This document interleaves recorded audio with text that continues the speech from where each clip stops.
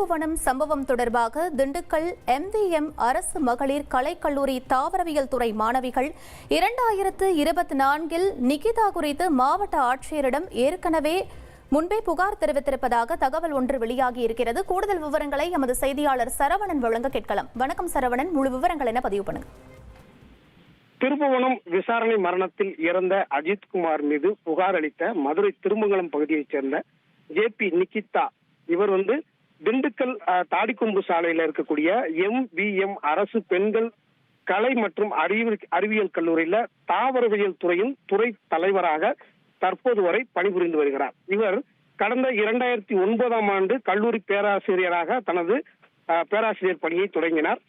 MM கல்லூரியில் அவர் பணிபுரிந்த நிலையில கடந்த 2011ஆம் ஆண்டு மாறுதலாகி வேறு கல்லூரிக்கு வேலை பார்த்ததாக கூறப்படுகிறது. அதைத் தொடர்ந்து பதவி உயர்வு பெற்று கடந்த 2021ஆம் ஆண்டு மீண்டும் MM கல்லூரியில் பணிக்கு சேர்ந்து தற்போது பணியில் இருக்கிறார். இவர் நிகிதா கடந்த 2024ஆம் ஆண்டு கல்லூரியில் அந்த தாவரவியல் துறையில் துணை தலைவராக இருந்தபோது அவர் மீது அந்த துறையில் அப்போது படித்த மாணவிகள் மாவட்ட ஆட்சியரிடம் புகார் அளித்தனர். அப்போது இருந்த மாவட்ட ஆட்சியரிடம் அந்த மாணவிகள் துறையின் துணை தலைவராக இருக்கக்கூடிய நிகிதா மன ரீதியில் தங்களை துன்புறுத்துவதாக அந்த புகாரில் கூறியிருந்ததாக கூறப்படுகிறது. அந்த புகார் கடந்த 8/5/2024 மாவட்ட ஆட்சியரிடம் கொடுக்கப்பட்டிருக்கிறது. இது குறித்து மாவட்ட ஆட்சியர் உடனடியாக மதுரையில் இருக்கக்கூடிய கல்லூரி கல்வித்துறை இணை இயக்குநருக்கு ஒரு கடிதம் எழுதியிருக்கிறார். அந்த கடிதமானது 14/5/2024 அன்று எழுதப்பட்டிருக்கிறது.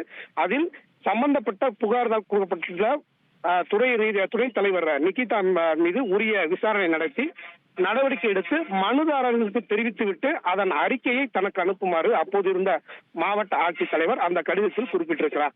விவரங்களுக்கு நன்றி சரவணன்.